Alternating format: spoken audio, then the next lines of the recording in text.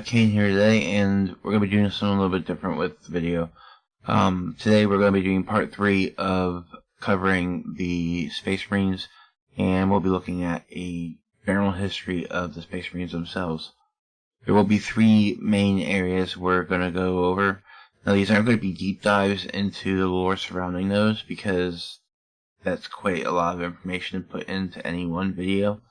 Just to give you an example, this right here is the Visions of Heresy book. It is about 450 some pages long, and this is pretty much the entire history of the Great Crusade and the Horus Heresy together. So this video will not be going into all the minor details and everything that's in those stories, in those narratives. We will be doing them later, and that's going to be quite a lengthy series that we'll be doing on those. So we will be covering just the 3 main areas, which is the Great Crusade, the Horus Heresy, and the current modern Imperium, which is the Dark Imperium. And these are 3 key areas for the Space Marines. So, start off, we'll begin with the Great Crusade. As I mentioned in part 1, the Great Crusade is what caused the Emperor to begin creating the Space Marines, which originally started with the 20 Primarchs. The Primarchs were supposed to be demigods of war that were to be his generals and commanders and lead each of their respective legions, but during their growth they were abducted, taken away from the labs in Luna. It is widely believed by the forces of chaos opened up a chaos rift within the labs and swooped them away because they saw the Primarchs as a threat to their existence. Now, the Emperor went about the Great Crusade still. He used the genetic material from the Primarchs to create the 20 Space Marine legions, and over the course of the Great Crusade was able to reunite with each individual Primarch in turn. Now, the first Primarch he reunited with was one Primarch known as Horus Lupercal. And the Emperor and Horus spent a great deal of time together. They went to war a lot together. But for the longest time, Horus was the only Primarch that was with the Emperor. And he really became the Emperor's chosen son, the favorite, if you would. So, as the Great Crusade progressed and the Emperor reunited all the Primarchs, and it culminated with the defeat of the largest Orc empire ever encountered at the world of Yulinar. And once Yulinar was conquered and the Orc warlord was slain, the Emperor decided it was time for him to return to Terra, leave the front lines, and begin work on his next project, which would be a way to eliminate humanity's reliance upon warp travel. In doing so, the Emperor decided to name Horus his War Master, and that would effectively make him in charge of the Great Crusade and all the military assets at play in the Great Crusade. And this was a huge honor. However, Horus had his own private doubts about it, and he felt like a little bit like he was being abandoned, and he wasn't really ready to take on this huge responsibility by himself. He'd become so accustomed to the Emperor always being there that he wasn't sure if he was up to the task before him. So with this doubt, and later being injured and manipulated by the forces of chaos, he actually fell under their sway and ended up betraying the Emperor. This resulted in a galaxy-wide civil war known as the Horus Heresy, and this tore the Imperium in half. Over half of the Space Marine legions sided with Horus. Some were forced into siding with Horus. Some had their own grievances against the Emperor, so they're easily just turned against him. And it was over the course of this bloody civil war that the eventual siege of Terra was carried out towards the end of it. And some of the Primarchs did die as a result of the Horus Heresy. One Loyalist Primarch was killed, Ferrus Manus, the Primarch of the 10th Legion, the Iron Hands. And at the conclusion of the Siege of Terra, the Primarch of the 9th Legion, the Blood Angels, was killed, Sanguinius. Now, there were some traitor Primarchs that were killed. Most notably, this happened shortly after the Horus Heresy. Conrad Kurz, aka Nighthaunter, the Primarch of the 8th Legion, the Night Lords, was assassinated and killed. And it is widely believed that Alfarius, the Primarch of the 20th Legion, the Alpha Legion, was killed as well.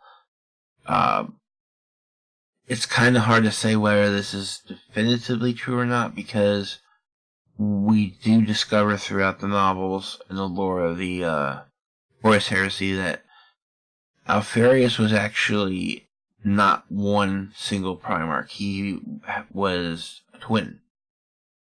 He had a twin brother who was a Primarch, and his name was Omegan. So Alfarius' name was Alfarius Omegan, but nobody ever realized that was because he had a twin. So we're not really sure if he died then, or if he died later, or if he's even dead still. But the Horus Heresy resulted in the Horus slaying the War Master and becoming interred upon the Golden Throne. And this would basically bring an end to the golden ages or any chance of the golden age for humanity. The Emperor being interred meant he was no longer able to actively engage with the Imperium, and it fell to the Primarchs that remained loyal to try to maintain order as best they could. Now, shortly after this, most of the other loyalist Primarchs, in doing battle with various forces while trying to secure the Imperium, died off or went missing. One of the last ones was Brute Guilliman, who was the Primarch of the 13th Legion, the Ultramarines. And Brute Guilliman is responsible for a lot of the sweeping reforms and changes that affected the Imperium after the Horus Heresy, and he's a very, very key, integral part of the Imperium. Now, the current timeline, the current era is known as the Dark Imperium. And that came about after a planet known as Cadia fell, and an area of the warp that overlaps with real space called the Eye of Terror exploded across the galaxy and expanded rapidly, creating what's called the Cicatrix Maledictum, or commonly known as the Great Rift. And this literally split the galaxy in half. There are now essentially two Imperiums. There is the Imperium on the Terra side of the Rift, which is the basically the primary Imperium, and then there is the Imperium on the other side of the Rift, known as Imperium Nihilus. Also, during this time, Brute Guilliman, who was fatally wounded 10,000 years ago, but was placed in stasis, was revived through the artifices of a Martian tech priest known as Belisarius Caral. So, one of the Primarchs has returned, and Guilliman set about trying to restore order and bolster the Imperium's defenses. He began deploying a new breed of Space Marines known as Primaris Space Marines, and he launched what is known as the Indomitus Crusade. He has been able to push through to the other side of Imperium Nihilus, or the Great Rift to Imperium Nihilus, and he most recently, since he can't be in both places at once and getting through the Rift is quite challenging, he appointed the chapter master of the Blood Angels, Commander Lord Lord Commander Dante to be the regent of Imperium Nihilus. And it's his job to secure and protect Imperium Nihilus while Guilliman focuses on the broader picture and primarily the Terran side of the Great Rift. So that's kind of where we stand right now. Like I said, this wasn't really going to be a deep dive, and that's just because there's a lot of information to cover.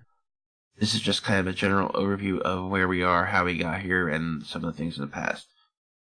We will be doing that deep dive, and they will have their own dedicated series. But this is where we are at the moment. And we'll be doing a separate video on the Primarchs. They are a pretty integral part, and there's rumors, speculations, hopes that we'll see more loyalist Primarchs come back, because we have seen a resurgence in the traitor Primarchs suddenly coming back to real space. But with that, this brings to an end of our 3-part video series on the Space Marines. Like I said, this is all just kind of a general overview, just to kind of introduce them. We will be doing more deep dive information on them as we go. I want to get through introducing the rest of the factions first before we get there. So the next faction I'm going to be going to go over is the Adeptus Astartes, or the Sisters of Battle. And that'll be the next video, or video series I do. I might split that up into 2, not sure yet. So, I do hope you enjoyed this series. I do hope you enjoyed this video.